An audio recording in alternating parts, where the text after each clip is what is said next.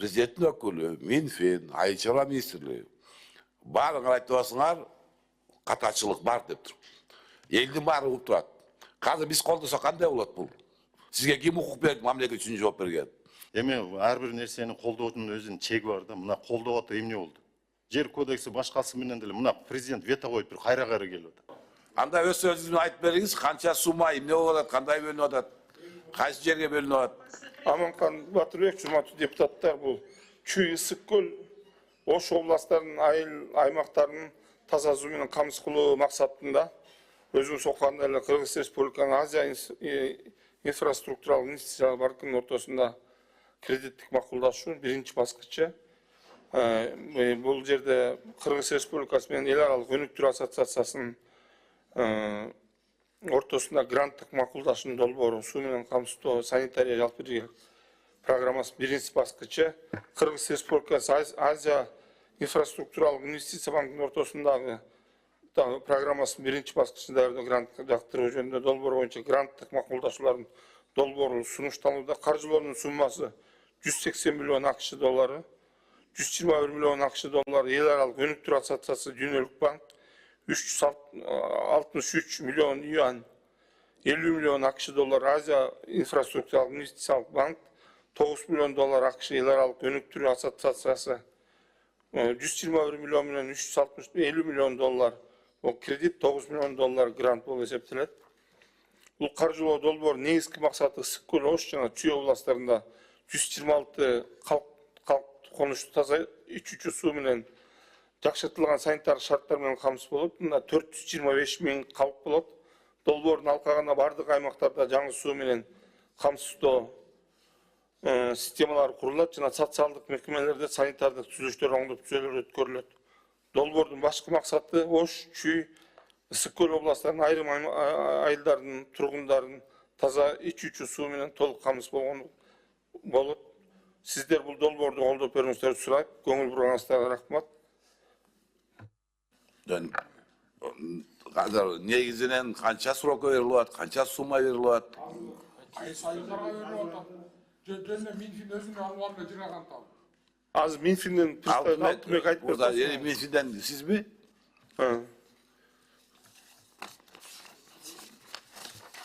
Так, төртінші мәселе үшін Германия Жанбек Құдайбердиев Алтынбек Мұсажан финанс министрінің орынбасары.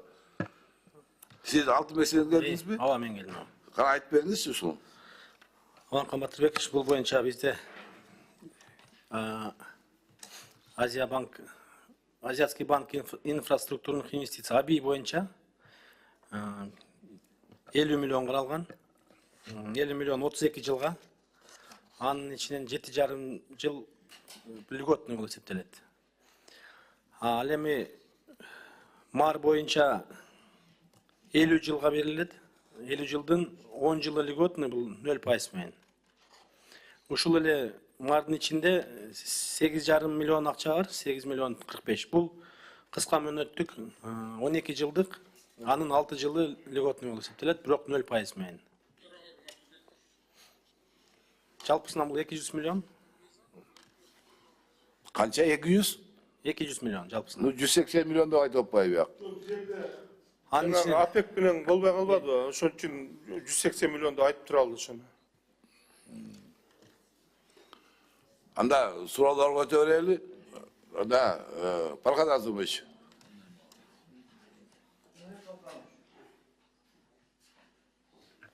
Жанбек Алханович, я по каким критериям, я помните, задавал вопросы на сессии, на заседании тоже поднимал вопрос. Иссыкульская область, Бастыри, Бакыр-Доланоту, там очень проблема с питьевой водой. Вот что оно киргизип тургум, ана таблица карасаң, буяк жок. Таң калып атам, кайсы критерий менен кылып атасың. Farhad Azimович, там отдельный проект. Там уже выделено 67 миллионов, по-моему, долларов. Мы его, по-моему, ратификацию сделали. Ага. Да, ратификацию сделали, поэтому вопрос в следующую неделю мы выйдем в Исыкуль. Хорошо. Ама Аламинский район, чему село Аламинская Чуйская область, Васильевка, да 75% населения, это яхта технически сумно ичватат. Ошо карап койсак болобу, ошону бир добавить кошулса, кошуп койсо болобу? Ошону бир. Бул мониторинг жасалып ошол жанагы кайсыл инвестор карапчы ушул аймактарга бөлүндү да, ошон үчүн каралбай калды да бул жердечи. Ошону бирок Бирок негизи кийинкилерге ошо киргизиле берет. Унутпаңыз, ошо Васильевкада Мак, айткан 12 сол. миңдей жашайт экен. Ооба. До сих пор Васильевка, Виноградный Айткан сол. технический суу менен Сейчас в камсыздалган. настоящее время болбойт экен, биз сүйлөшүп көрдүк. Ошону бир жазып Болду, жазылган билебиз. Мен да сурагам ошо. Все, анда рахмат, колдойбуз. Рахмат. Жакшы, рахмат. Да, кийинки сөз үчүн Талабек кызы Жылдызда. Рахмат. Мына буга чейин айттыңыз, коллизия болуп калды да, 180 миллионбу же 200 миллионбу дегендейчи. Анан сиз айтып атасыз, АПЭК менен келишим түзбөй калдык депчи. Но на данный момент биз проект распоряженияны карап атабыз. Мындан кийин буга кол коюлат. Анан сиздер кандай АПЭК менен болбой калды 180 миллион деп туралык, анан кийин өзү негизи 200 миллион деп. Мы же не в школе, биз мектепте эмеспиз да, мынтип туралык, анан кийин тигини чечип коебуз деп. С АПЭКом тоже будет соглашение. И это здесь в общем сидит АПЭК менен. Мен санап чыктым, ошон үчүн менде суроо бар болчу. Эмнеге 20 миллион да, азыр документ боюнча 200, а силер 180 деп жазып атасыңар. Саламатсыздар, рұқсат етсеңер мен жооп берейин. Аманкан Батырбекович, урматтуу депутаттар, Жылдыз Сайым. Мен атым Арстан Мухтаров, ушу ОРПнын жетекчиси. Биринчиден сиз туура айттыңыз, 200 миллион общий бюджет биринчи баскычтыкы, биринчи фаза. Анын ичинде 20 миллион АПЭКтики да киргизилген. Бирок АПЭКтин ички процедуралар боюнча алар финансирующий донор катары алар Всемирный банктын ички совет директоров колдогонун күтүп атышат, анан соглашение койгонду күтүп атышат. То есть азыр мен сизди токтотоюн, сиздер айтып атасыздар, ички согласованияны күтүп атат депчи. Анда биринчи ички согласование бүтсүн. Зачем согласование болуу элек акчаны силер грантовый общий соглашенияга бардыгына киргизип атасыңар. Согласование бүтсүн. Киргизилген жок, Жылдыз Сайым. Азыр 3 соглашение кирип атат. МАР 121 миллион, и АБИ 50 миллион кредит и 9 миллион Мен азыр сизге мына грантовый соглашениени ачып берейин. Ошол жерде он указан. Когда уберите его оттуда. Вы правильно говорите, потому что это первая фаза. Азыр к основной, когда подпишутся 3 соглашения, мы обратно зайдем с АПЕК, с такой же, только айтабыз, үчөөнү өтпөдүк беле, кайра АПЕК менен отдельно кирип, доведем до уровня 4 соглашений, просто такое, как бы в истории 4 донора кирип атат, 4 в одну программу. И потом на ратификацию 4 соглашения менен киребиз буйруса. Анда биринчи алгыла, анан киргиз келем. Мен анда каршымын, потому что жок нерсеге киргизгенге болбойт. 3 эле соглашение. Мен ошон үчүн айтып атпам, 180 20 АПЭКке киргизген жокпуз деп. Биз соглашениеси жок, силерге киргизсек да айтмаксыңар да. Силер деген, это вы справки обоснования так пишете, но проект жанагы соглашенияда ал ичинде жүрбөйбү. Вот я в грантовом соглашении, я его прочитала, он есть. И у меня вопрос встал, да, почему биякта 200 миң, тиякта эме деп турат. Биз 20 миллионду алып салып туруп киргиздик 180 миллионду. Бул жерде мына. Но анда менде ошондой бар. Мынакей качан. Ооба, мына бул жерде 121 миллион, 50 миллион, анан кийин 9 миллион деп жүрөт. Болду. 3. Мынакей грантовое соглашение деп, мынакей. Вы кого-нибудь своего помощника отправьте, я вам покажу. Вы правы. Описательная часть во всех соглашениях, все доноры указаны, все партнеры имеется в виду. Бирок финальный, төртөөнү киргизебиз, азыр үчөөнү киргизип, кроме АПЕК. АПЕК мы с месячной задержкой занесем после, вот в ближайшее время, в апреле планируется совет директоров. Анда мындай суроо, хорошо, бир мнение келип албайт атасыз, анда мындай суроо. Силер биз азыр макулдашуу бергенден кийин, силер ушул макулдашууга кол коесуңарбы? Ооба, 3 соглашенияга. По отдельности? Да, с каждым отдельно. АПЭК менен отдельно, да? АПЕК мы потом отдельно к вам занесем. Обязательно, үчөөнү кайрадан. Просто я против того, чтобы вы указывали те деньги, которых на сейчас нету. Согласование да өтүп атат, да? Но, подождите, я не договорила. Согласование да өтүп атат, бирок они могут и отказать. А ошондо кандай болот анда? Силер болсо, мынакей грантовый соглашение проектисинде жүрөт АПЭК. Алар макулдашуусун бербейт, макул болбойт, отказ берет, да, по каким-то причинам. Анан не кыласыздар муну, как он будет? В воздухе висеть, просто жөн эле сөз катары жазылып калабы? Мен айтып коеюн, ОПЕК ушул күнгө чейин бүт миссия деп коет, жанагы совмещенная миссия доноров келип жүрөт. Официалдуу түрдө өзү биздин мамлекетке кат жөнөткөн, миссия келатат ушундай программа менен. Официалдуу түрдө ушул өзүнүн ички процедурасында жазып берген. И мы, скажем, Дүйнөлүк банк является, да, официальным лидером среди всех донорских организаций, и они как бы все официально подтвердили свое участие. Ну, вы знаете, мы тоже не думали, что у нас будет революция, да? Никто не знал. Ал бир күндө болгон. И то же самое может с ОПЕК, что они в один день просто передумают. Давайте вот ошо вопросты уточним, чтобы он тоже не висел. Мен каршы эмесмин. Долбоор жакшы, элге керек.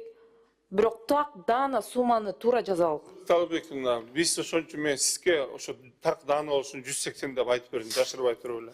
Но грантовый соглашенияңызда башка сумма турат. Мына келсеңиз, жардамчыңыз барбы? Мен өзүмдүн планшетимдеги сумманы көргөзөйүн сизге. Бул бир.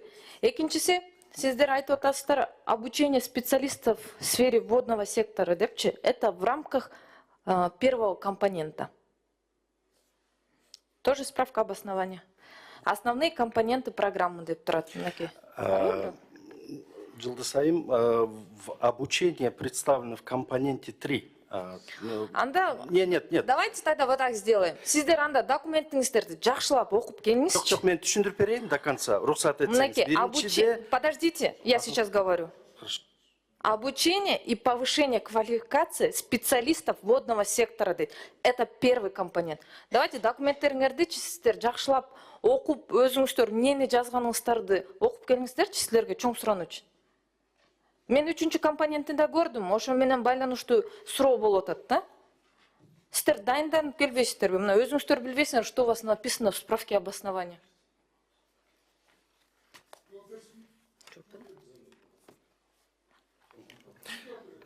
Азыр мен айтсам дагы туура эмес болуп калат. Исполнительдер айтсынчы, ошон үчүн айтып атам мен. Ушундан коркуп да. Хорошо. Жок, туура эмес, өзүңүздөр окусуңуз, мынакей, даже вам мой планшет виден. Жоқ, туура ошо түшүндүрүп берейин деп атам. Түшүндүрүп берейин, рухсат этсеңиз. Биринчи компонент, эң негизги компонент бул долбоордо связаны с жумуш иштери менен. Биринчи компонент 140 миллион камтыйт. Ошонун ичинде бүт жанагындай инженерный окуулар биринчи компонент. То есть биринчи компонентте инженер, технадзор, айыл жергесинде жанагындай поставщики услуг, ошолор по техническим обучениям, ошол имелось в виду. А бюджет по компонентам распределен, обучение, уже третий компонент, вы заметили, обратили внимание, 22 миллион. Республикалык деңгээлде жанагындай учебный центрлер курулат, университеттер менен иштер жүргүзүлөт. Биринчи компонент имелось в виду обучение хлорирования специалистов на местах. Ну, вы знаете, я, например, в этой сфере не специалист, да? Я говорю вам то, что я вижу. Биринчи компонент мынакей, обучение и повышение квалификации специалистов водного сектора деп турат. А биякта я согласна о создании, да, учебного центра. Ошондон суроо чыгып атат. Биринчи компоненттин ичинен да акча бөлүп турсуңар на обучение. Үчүнчү компоненттен да акча бөлүнүп атат на обучение. Ошону бир эле компонентке кошуп салса болбойбу? Жооп берейин. Жооп бериңиз. Полный, как тура түшүндүрсөм, если прямое обучение, только третий компонент. Биринчи компонент только строительные работы. Но в рамках строительных работ будут подрядчики проводить обучение, водоэксплуатацию. Подрядчики будут обучать специалистов по хлорированию, специалистов по насосному оборудованию. Здесь подразумевалась описательная часть, то есть бюджет, только, если напрямую на обучение, только в третьем компоненте. А какие виды работ предполагают первый компонент, там ошон үчүн жазылган.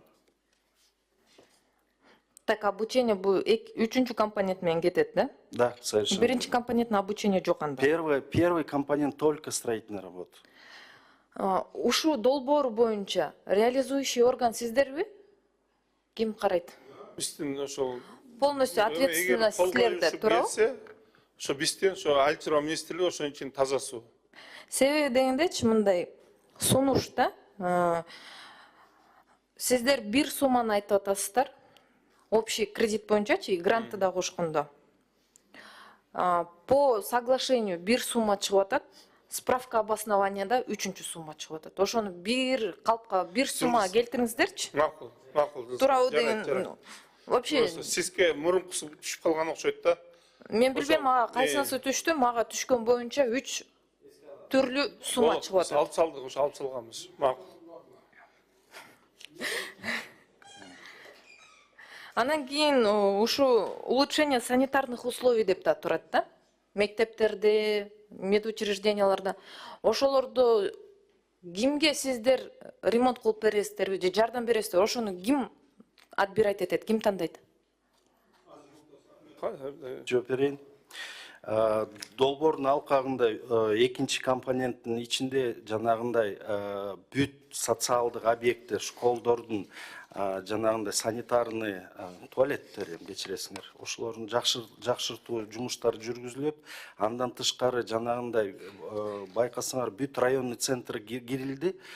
Предварительный локальный очистные сооружения деп коет. Ошондой кээерки жерде, где географически тяжело до централизованной канализации, будут работы по улучшению водосточных, то есть канализационных предприятий жасалат. Андан тышкары ошол балдарга, мугалимдерге окутуу жүргүзүлөт. Себеп дегенде ушул таза суу киргизилгенден кийин эң негизги туура гигиена сактоо жүргүзүү керек.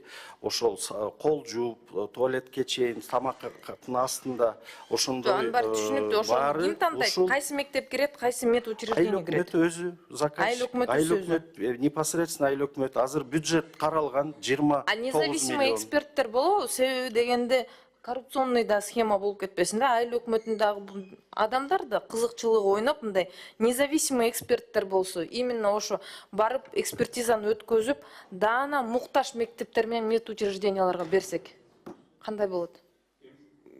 Аны дагы карайбыз, бул жерде список көрсөтүлгөн, ошо список боюнча кетип атат да. Жана 126 айыл ошонун негизинде болот. Почти все? 29 миллион включает почти очень большое количество социальных объектов. Только здесь надо обратить внимание, будут разработаны критерии, чтобы здание соответствовало для устройства мокрых помещений, туалета. То есть бывают школы саманные, их нельзя там строить внутренние туалеты. То есть в первую очередь будет построен Советтер Союзунда калган школдордун ичинде туалеттердин помещениялары калган жерлер бар. Ошондой объекттер каралат, анын баары айыл өкмөттүн тарабынан сунушталат.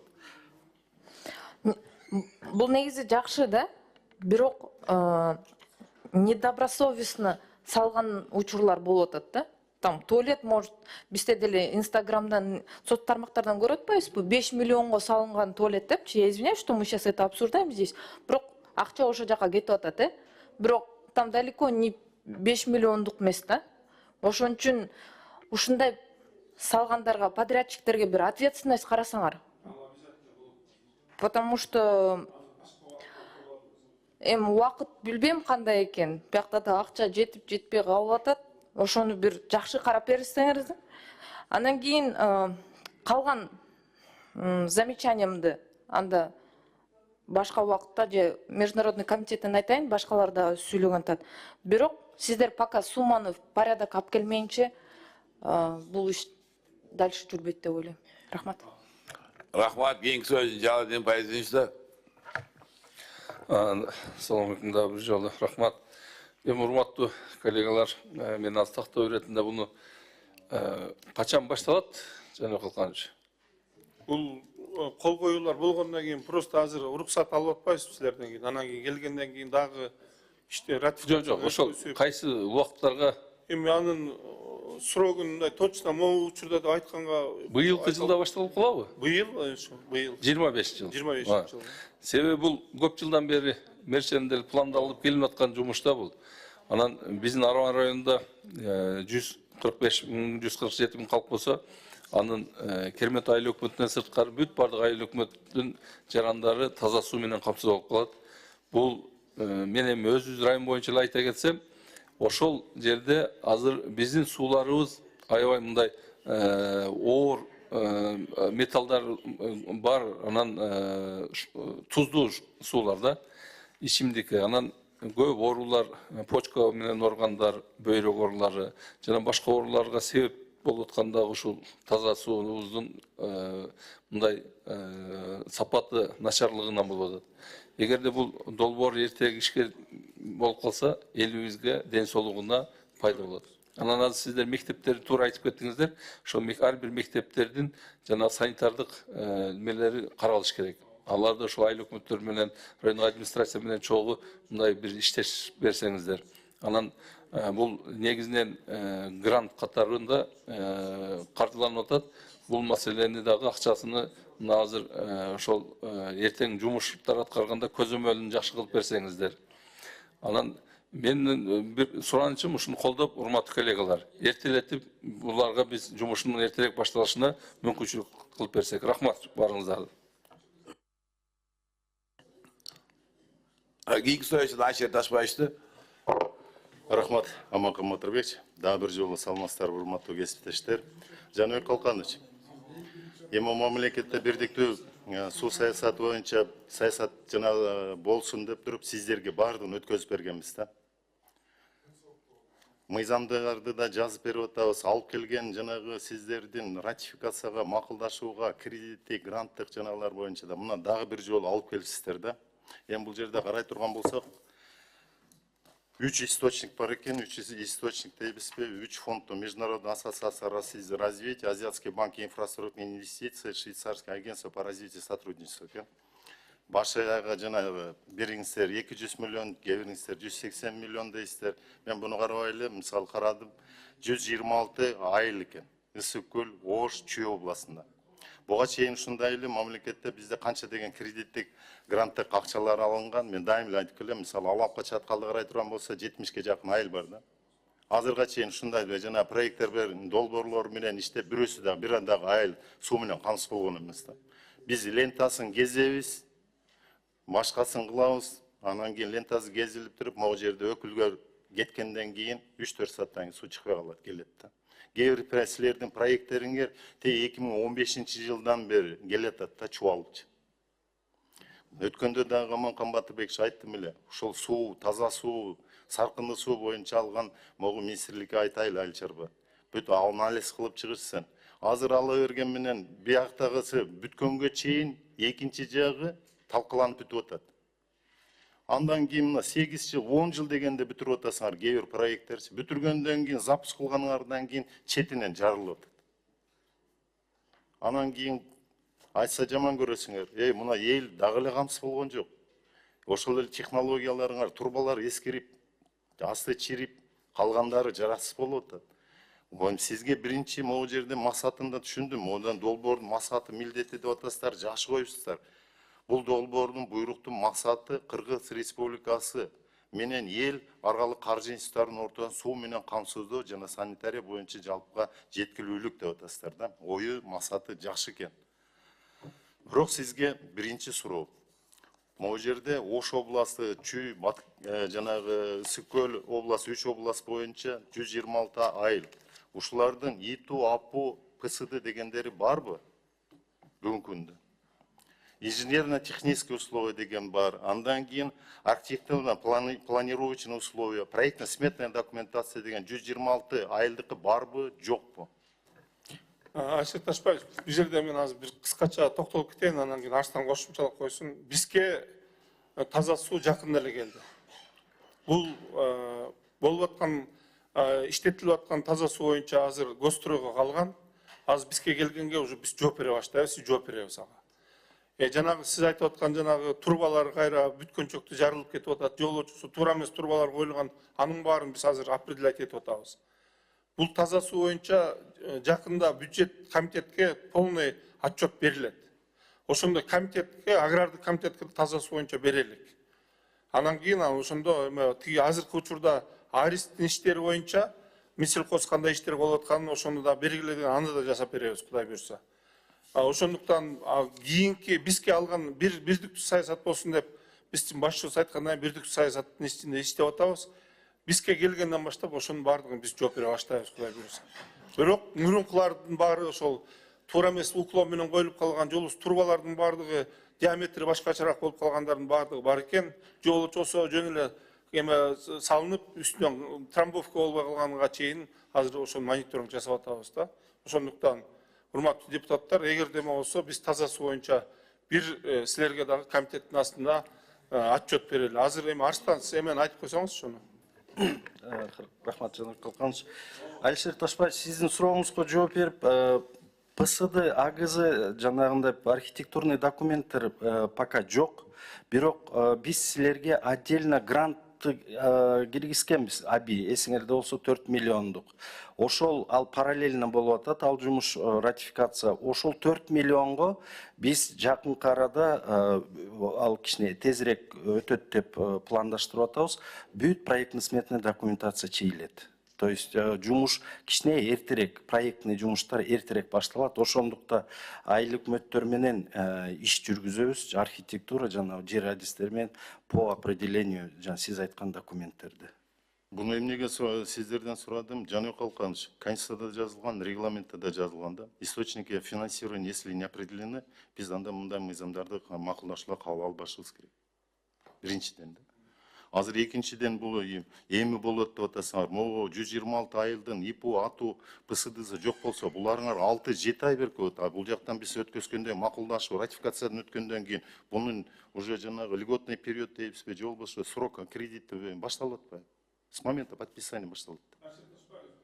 Микрофонду иштетип алыңыз.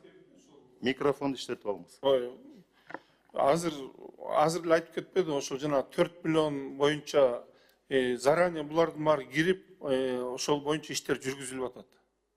Ошондуктан биз баягы жанагы ошо документациясын баардыгын даярдайлы деп биринчи ошо киргизген себеп ошондон болчу. Жаныбек Калканович, 4 миллион долларыңыз 126 айылга эч нерсе болбойт. Бир кичинекей айылдын, мисалы, ИТУсу, ИПУсу эң кичинекей айыл. Андан кийинкиси анын ошол эле жана проектный сметный документация дейбиз. Андан кийинкиси жанагы сертификация кылышып, башка кылышы мененчи кичинекей эле бир айыл, бир 50-70 адам кожолук жашаган. 1,5 миллиондон 2 миллионго чейин болот. Убакыты сааты булардыкы 3 айдан 8-9 айга чейин болот. Тездеткенде. Ошол эле сиздердин айыл өкмөттөр чыгат. Суу чарбачылыгы чыгат, гипрозем, картография чыгат, каршы чыгышат. Бул биздин жер, сенин жер, могу жерден кастырбайбыз деп, анан кийин башка кызматтар чыгат. Ошол энергетиктер чыгат, жол кызматы чыгат. Бул биздин жол болчу деп. Көрүп атпайсызбы бардыгынчы? Туура айтасыз, Алишер Ташбаевич, ошол проектный жумуш чийген көп убакыт алынат, бирок биз азыр параллельно ратификация менен банк менен жана процедурасын баштадык, тендерный. То есть, как только 4 миллиона будут доступны, мы сможем подписать контракт. Арстан. Арстан, Жаныбек Калканович, эми мындай ар бир мыйзамды же болсо бизге жогорку кеңешкенде ойногону келдиңерби же калп айтканы келдиңерби? 4 миллион долларды биз каяка колдоп бердик? Проектированияга? Проектированияга кайсы регионго бердик? 3 регион. Чүй, Жалал Абад, Нарын. Жок. Эми айылына регион армада. Ош, Чүй. Кайсына колдоп бердик? Эми ал бул эми менен он не совпадает бүт баардыгы. Жок, ошону мен бирге да. Бирге эмес бул эми. Он не совпадет, мен эми кандай списогун карап чыкканбыз да. Ошол эле 126 айыл. Аманкан Батырбекович. Он не совпадет деп. Списокты берип коелу. Ошол эле. Ошол 126 айын кирилген бияка, кечирет. Арстан, бул сиз кайсы кызматтан бул киши? Таза суу.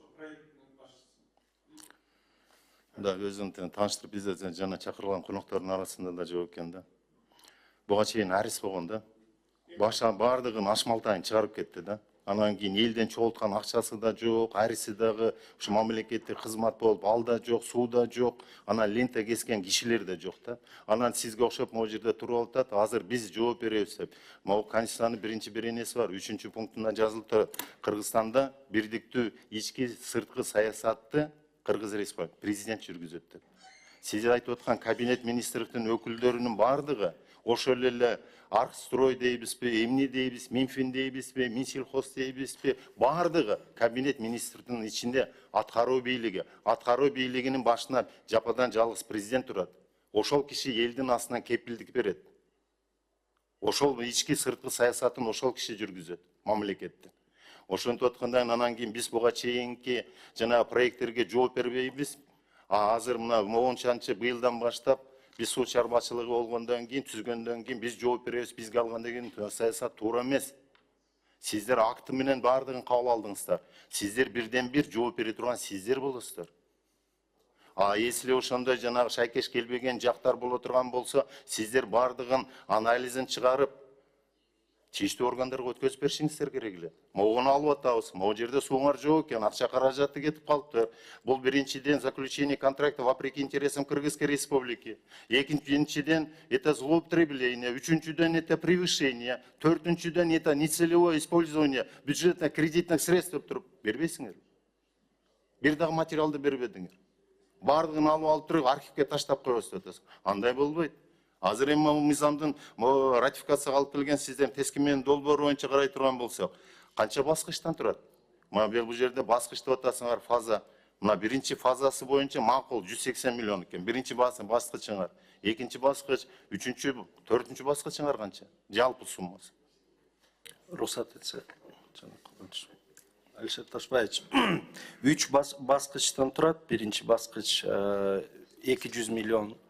Экинчи баскыч 100 миллион, и үчүнчү баскыч 100 миллион. Баары биригип 400 миллион. 400 миллион болуп атат. 400 миллионуңар экинчи, үчүнчү баскычтар канча компоненттен турат? Кайсы компоненттен? Бүгүнкү күндө экинчи, үчүнчү баскыч негизги бюджет эле каралган. Бул жакындаганда более детально документтер даярдалынат. Бүгүнкү күндө биринчи баскычтын толук компоненттери жазылып, жана подходдору аныкталган. Могу силер алып келген тескеменен макулдашып алып келген жана соглашение дейбизби, ратификацияга алып келген жанагы мыйзамыңардын долбоору да жалпы мөөнөтү канча ушул баскычтарыңардын? Биринчи баскычы канча убакыт, экинчи баскычы канча? Мүмкүн биринчи баскычыңар бүтпөстөн дагы силер саясатты жүргүзүп, суу чарбачылыгын может быть дагы башка бир министрликке өткөзүп берип коюп, бул акча каражаты кумга сиңгендей болуп сиңип кетип, анан кийин силер да жооп бербейбиз эртең деп жүрбөгүлө деп атам да. Биринчи баскычы канча жыл? Биринчи баскыч 4-5 жыл. Жок, андай болбойт да. 4-5 жыл деген. Силерде конкреттүү планыңар менен келишкен. Бул ратификация болуп, эмеге вступление в силу жараша 26 жылдан 30 жылга чейин. Эртерээк вступление в силу болсо кичине көбүрөөк болот. Биринчи баскыч 26-дан 30 жылга чейин, экинчи баскыч 29-32, үчүнчү баскыч 32-35. Итого 10 жыл 3 баскыч бул план боюнча. Андай эмне болуп атат? Сиздердин бул жерде Жаныбек Калкановичтин берген баяндамасы, силердин алып келген тескенмеңердин баары, негиздеме маалыматтардын бардыгы мамлекетке каршы чыгат. Жаныбек Калканович. Кандай каршы болот да, ошону айтып берсеңиз. Мисалы, биздин президенттин жанагысы бар, жарлыгы бар. Андан сырткары Кыргыз Республиканын калктуу конуштарын ичүүчү суу менен камсыздоо жана саркынды суулар менен башкаруу системасын өнүктүрүү программасы 26 жылга чейин бүтөт. А силердин бул программаңар могу ачылышный мыйзамдар 26 жылдан башталат деп атпайсыңар? Дал келбей атпайбы? Кайсы программанын негизинде алып барасыңар? Бул президенттин койгон бирден бир жарлыгынын негизи 26 жылга чейин президент айткан. 26 жылга чейин шаарларды кеминде 90%га чейин, айыл жерлерин 70%га чейин биз суу менен камсыз кылабыз деген. Силердин бул алып келген, мына силер айтып атасыңар. Суу менен камсыздоо системаларынын туруктуу өнүгүүсү төмөнкү стратегиялык документтерге киргизилген деп атасыңар. Ошол документтерди көрсөтүп атасыңар. Биринчиси Кыргыз Республикасы 18-40 жылдарга улуттук туруктуу өнүктүрүү стратегиясы, же болбосо национальная стратегия развития Кыргызской республики деген. Кыргыз Республиканын 26 жайынкы улуттук өнүгүү программасы. Бул жерде силер азыр жөн эле жана көрсөтүп атканыңар эки мамлекеттик стратегиялык өнүгүү программасына дал келбей жатпайбы? Кайсы программанын негизинде алып чыгып атасыңар? Жаныбек Калканович, жооп бериңиз. Суу саясатынын жанагысын саясаттын баардыгын ишмердүүлүгүн сиздер жүргүзөсүздөр. Мына сиздин негиздемеңиздер. Арсен Ташпаевич, ар бир нерсеге мындай замечание кылса боло берет да, бирок Жок, боло берет эмес, мына сиздердин. Азыр мен айтып берейин. Кыргыз Республикасынын 2018-2040 жылдар улуттук туруктуу өнүгүү стратегиясына кирип атат бул. Ошону киргизип атабыз. Жаныбек Калканович, могу жерде мына министрдин биринчи орун басар, мен сизге замечание кылган жокмун. Жаныбек Калканович Керималиев деп сиздин колуңуз турат. Туура. Анан кийин могу жерде сиз Кыргыз Республиканын 26 жылга чейинки улуттук өнүгүү программасы деп атасыз ошого. Окуп койсоңуз. Андан кийин Кыргыз Республика калктуу конуштарын 3 жанагы ссылка кылып туруп алып келип атасың. Булуңардын проектиңер 26 жылдан башталып атпайбы? Кеп ушундай болуп атпайбы? Үстүн окуп койдуңуз. Аны да окуп, мен жана айтып бердим. 2040 жылдагы улуттук туруктуу өнүктүрүү стратегиясы. Ошондо да кирген таза суу.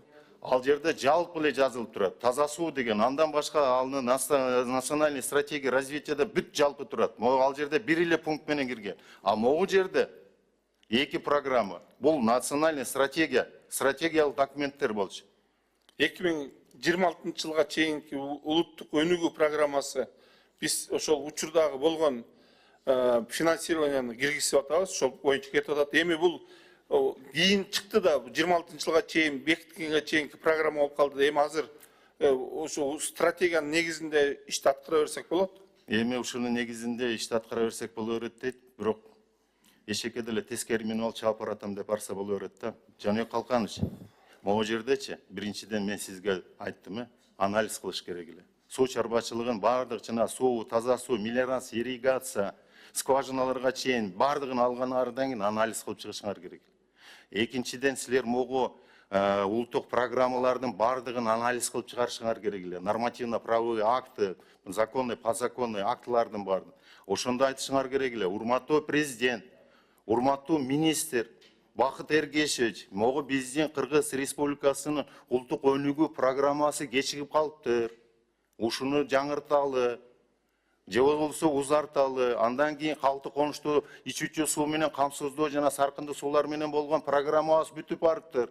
Бул боюнча 2000 жылдан бери жигерлүү иштер болуптур, бирок аягына чейин чыкпаптыр. Ошон үчүн биз мону улантышыбыз керек, узартышыбыз керек деп.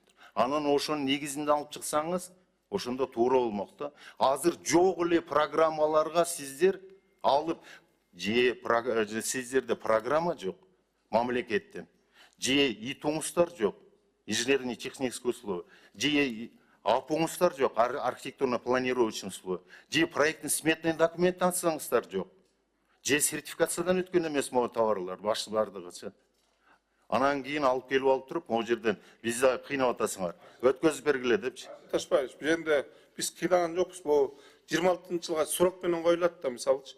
26 жыл уже бүтөт да программа. Биз кайра продолжение кылабыз да. Бул жерде эми тетиги жаңы программаны түзүп атканда 26 жылга чейин деп жазылганда бул финансирование пока жок болчу да. Азыр пайда болуп атпайбы? Бул дагы жетекчиликтин сүйлөшүүлөрдүн негизинде пайда болуп атат.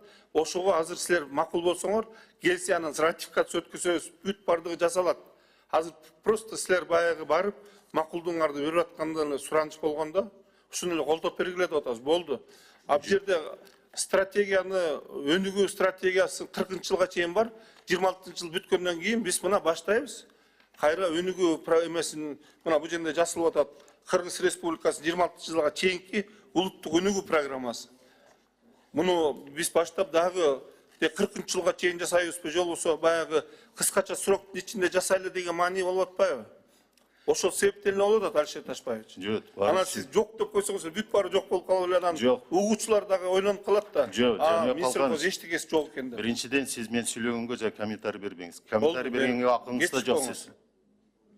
Биринчиден сиз могу тескемелерди алып келгенде жааштыргөн болбайсызбы? Сиз кимге комментарий берип атасыз? Алман Батырбек тартипке чакырбайсызбы булар? Көрдүм сиздин жазып келгениңиз. Ама о жерде болуп тур 6-чы жана сиз алып келген негизи мен 6-чы пунктун окуңуз анда. Эмне деп кол койгонсуз?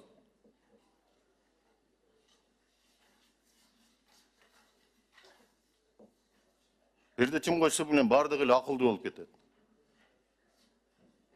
Эмне деп жазып келгенсиз? Ушуну негиздемеңизди окуңуз. Колуңуз менен турат. 6-чы пункт, 7 эле пункттан туруп атат сиздин алып келген негиздемеңиз. Окуңуз ошону. Эмне депти? Тең каржылоосу каралган эмес деп атасыздар. А могу андай ИТО, АПУ, ПСДны ким түзөт? Жок, бул именно силер болсо азыр айтып атканда бул проект менен деп атпайсыңар. Кеп ушунда болуп атпайбы? Ал башка каржы булагы болуп атпайбы?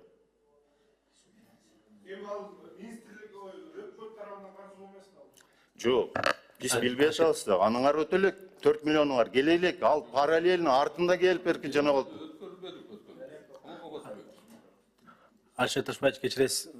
Бул софинансирование катары биз республикалык бюджет тарабынан акча кошумча каражат каралбайт деген маанидеги да бул обоснованиясычы.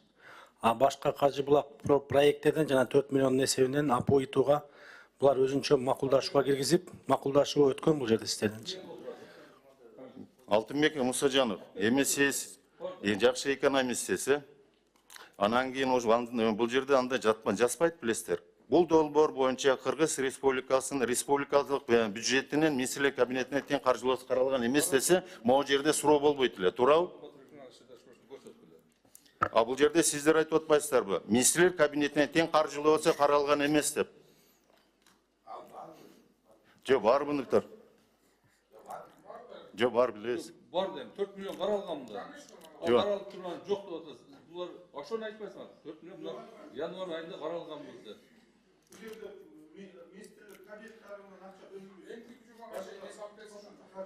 Ошон үчүн бунуларды бүт бардын такташты, цифраларын такташсын, Аманкан Батырбек мен сунуштайм, эмки жумага калтыралы.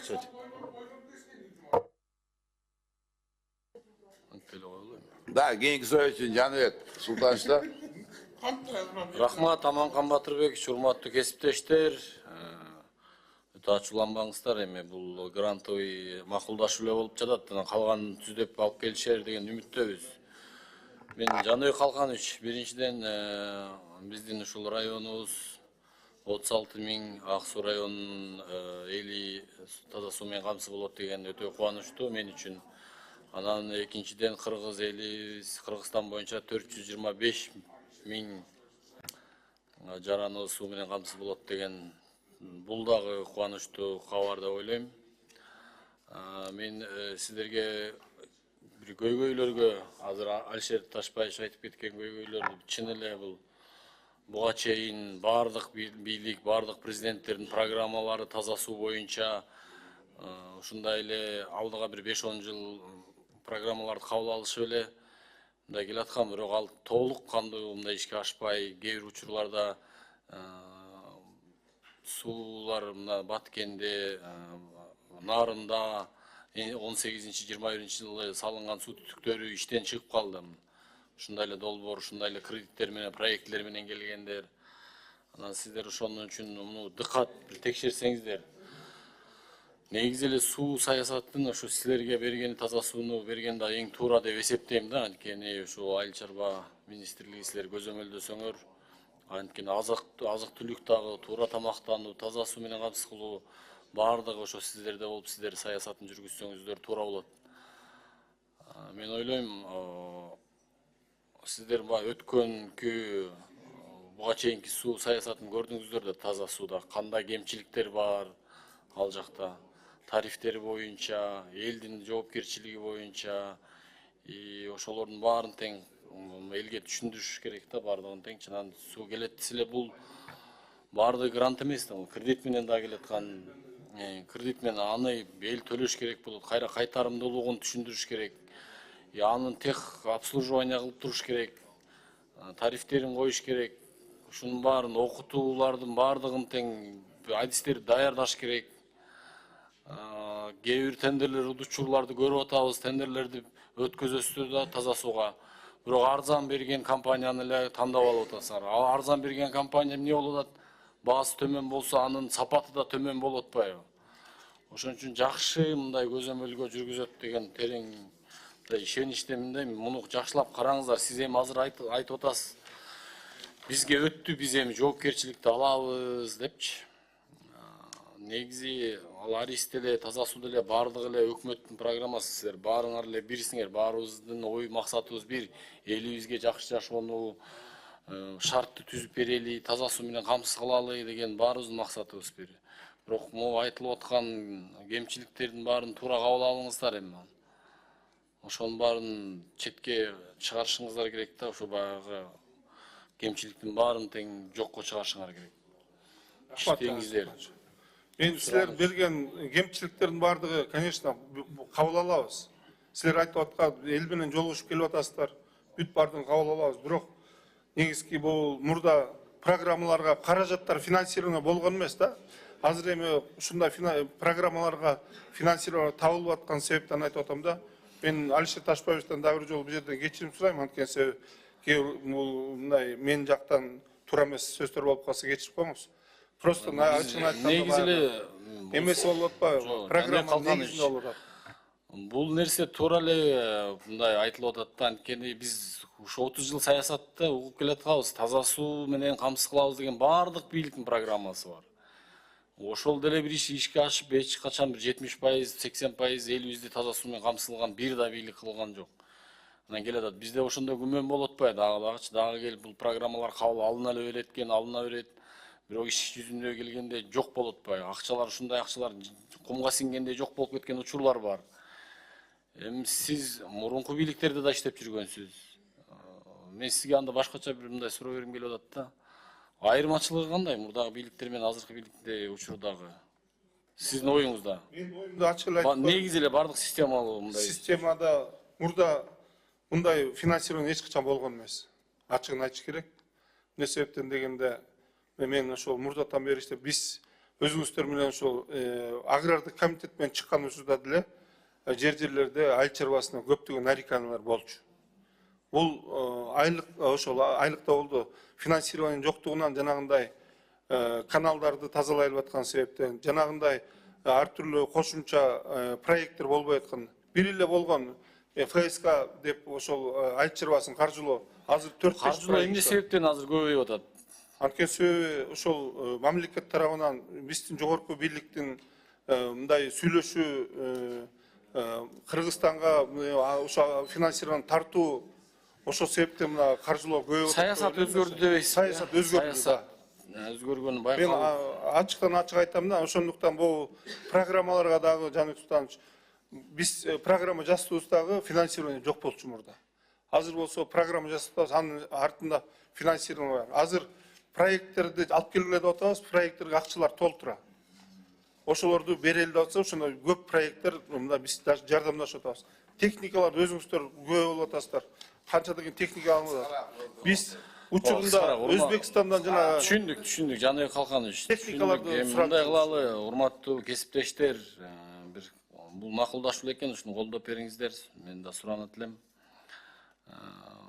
Оңдоп түзөп калгандарын эми экинчи окууда же болбосо кийинки учурларда баскычтарда түзөп келесиздер. Анан сиздер айтып атасыздар, жана биринчи баскыч, экинчи баскыч өтө эле узак болот. Ушуну кыска жак, мындай батыраак реализация кылган жагын, механизмдерин ойлоп таппайлыбы? Ушуну кандай кылабыз? Барбы ушундай мүмкүнчүлүк силерде? Эртерээк баштасак, банктар Жаныбек Калканович айткандай даяр финансированияны тездеткен. Даяр экен, бирок силердики экинчи баскыч азыр макулдашуу, андан ратификация, анан ушундай баскычтарыңар көп экен, ошону тез мындай жылдырсак болбойбу деген ойдо. Мына азыр Алишер Ташбаев туура айтты. Эртең 10 жылдан кийин суу саясат башка дагы бир министрликке өтүп кете турган болсо, бул программалар ишке ашпай калган болсо, кимди мына күнөөлөп таппай калабыз да, мына жоопкерчиликтүү адамдар табылбай калышы мүмкүн болот да. А силердин бир программаңар 10 жыл болуп кетип атат да. 10 жылда ким бар, ким жок болуп кетип атпайбы? Бийлик жок болуп кетип атат. А бийлик башка бийлик келгенде башка саясат жүргүзүп, политикасын өзгөртүп ийип атат. Ошондой болуп кетиши мүмкүн болот да. Ошон үчүн коркунуч болот. Ошон үчүн мындай бир кыска мөөнөттө реализация кылгандын механизмин ойлоп тапкылачы. Уруксат берсеңиз. Рахмат. Алтынбек, да. Мен кошумча иретинде айтып коеюнчу. Кыска. Кыска эле. Биз чындыгында мүмкүн болушунча эртерээк макулдашууга киргизип, эртерээк ушул ички процедураны өткөргөнгө аракет кылып атабыз. Себеби биздин мамлекетибиздин бүгүнкү күндө 1-июндан баштап кредиттердин дагы условиялары өзгөрөт.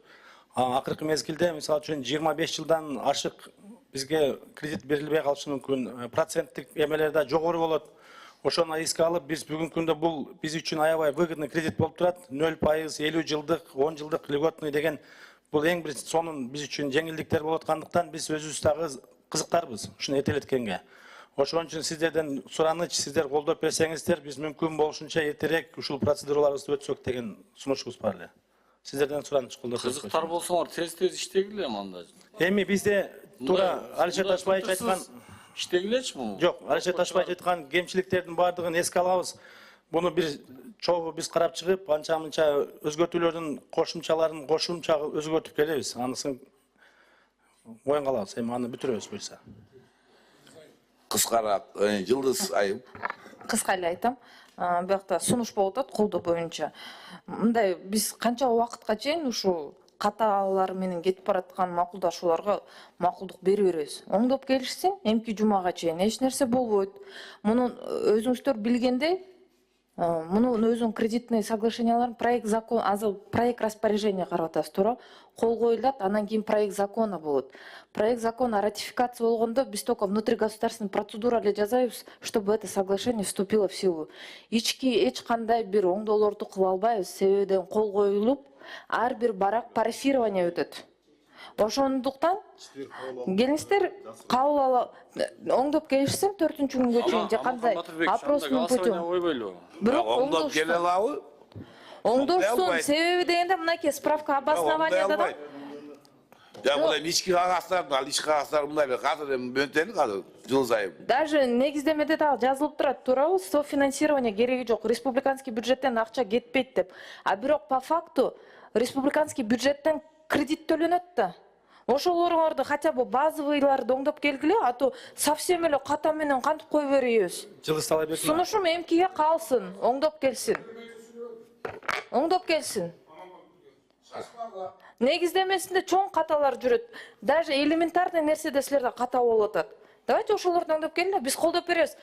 Проектке каршы Казыр эмесмин. шашпалы баарыгы ол көтөрүп атасыңар. Оңдоп келгиле.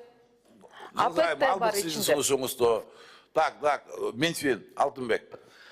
Сиз туура айттыңыз, бул кемчиликтер бул негизинен бул справка обоснованияда жазылып калыптыр. Аны биз справка обоснованияны оңдоп келгенге мүмкүнчүлүгүбүз бар. Аманкан Батырбекович, ал жерде биз болгону жанагы республикалык бюджеттен софинансирование болбойт деген пункт бар экен да. Биз ошону тууралап келели. А калган сиздер өкмөт менен макулдашабыз сөзсүз түрдө. Болгон ошол жерин биз корректировка кылып келели, уруксат берсеңиздер. Так.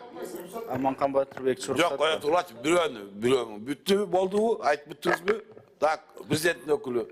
Саламатсыздарбы дагы бир жолу. Урматтуу Аманкан Батырбекович, урматтуу депутаттар, бул келишимдин долбоорун биз алып келген себеби бул өзү комитеттен келип чыккан тапшырмалардын негизинде, ошо элдердин шайлоочулардан сиздер айткан тапшырмалардын негизинде бул кабинет иштеп чыгып ушундай сунуштап атат. Бирок туура айтасыздар, Алишер Ташбаевич мына Жылдыз Талайбектин айтып кеткен каталар да бар, бирок муну мүмкүн болсо баягы мөөнөтүн кыскартуу максатында да Жаныбек Султанович айтып атат. Муну чечимге жазып берсеңиздер, биз ошону эске алып туруп, кийин ратификация алып келгенде сөзсүз түрдө баарын оңдоп, түздөп алып келебиз. Мүмкүн болсо колдоп бериңизди өтүнөбүз.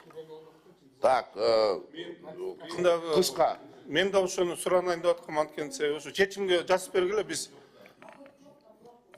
Эми Жок. Шашпагыла. Президенттин өкүлү, Минфин, Айыл чарба министрлиги. Баарын айтып атасыңар, катачылык бар деп туруп. Элдин баары угуп турат. Казыр биз колдосок кандай болот бул? Чечим менен эмес, анда оңдоп келген андан кийин казыр аны добушка коем мен аны. Бул жерде катачылык бар деп Алтынбек, бул жерде катачылык жок.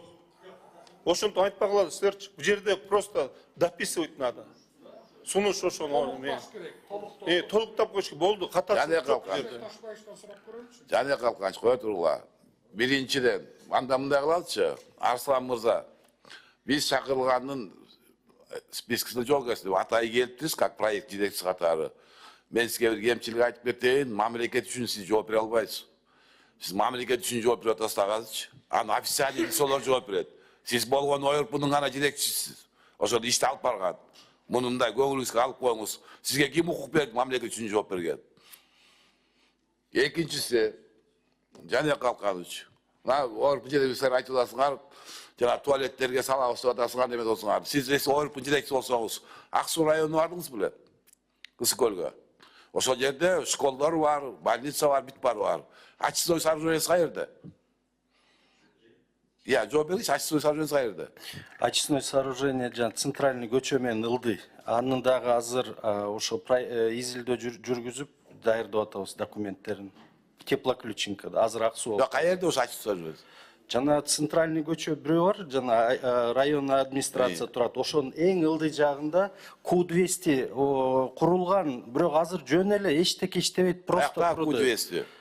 Советтер Союзунда жана очистной сооружение. Айылына биз гарантия беребиз, Q200 биз ошол жанына барганбыз. Айылдын четинде, айыл битинде. Кичинекей үйлөрдүн ордунда эле. Жаныбек мырза, силер тиги жанагы санитарияны карайсыз деп атасыңар. Ошол очистной сооружение мектептен чыккан туалеттерге кетсин деп атасыңар. Районда очистной сооружение жок, ал каяка кетет? Септика бар абалында. Больницага школдун жанына алып көрөчү, жанагы очистной сооружение койдуңар. Жытынан барып киши тура албайт жерде. Бизде мектептерде 4000-5000 баладан окуйт. Анын жытынан жанында тура албайсыңар жайында. Анамда кеше проект жазгыла, тура алып баргыла да мунучу. Былтыр Нокотко бардык, мына быйыл, былтыр биз көчмө жиймен Ак Сууга бардык, мына Жаныбек мырза мен. Очистной сооружение жок.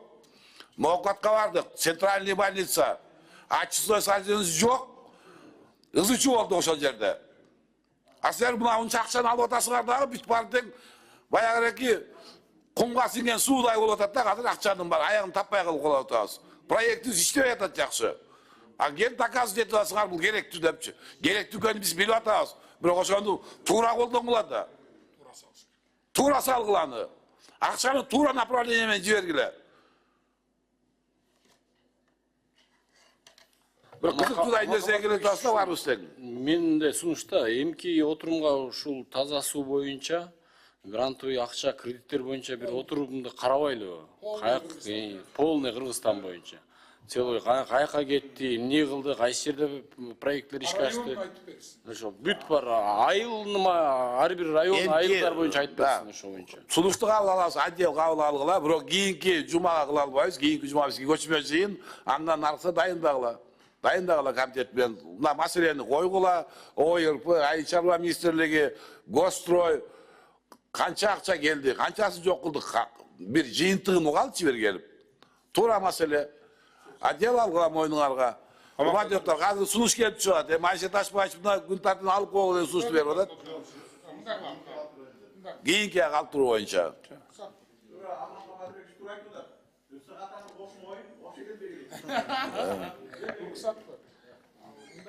Кийинки жумада значит региондорго кетет экенбиз, кезексиз кантип карайсыз регионду кара турган болуп атабыз. Региондан деле карай берет? 3 күндөн кийин. 4-күндө деле кезексиз жыйын өткөрүп карап бербейли анда. 3 күндөн кийин. Уруксат берсеңиз, Самаркан Тырбеш, бул жерде мындай да баардыгыбыз эле колдойбуз. Эми ар бир нерсени колдоотунун өзүнүн чеги бар да. Мына колдоп атып эмне болду? Жер кодекси башкасы менен деле мына президент вето коюп бир кайра келип атат. Коомчулук угуп атат. Эми могу жерде окуйын эле дедим эле. Могу жерден сизге окуп берип коет. Мына могу жерде министр юстиции Кыргызской республики жазып атат.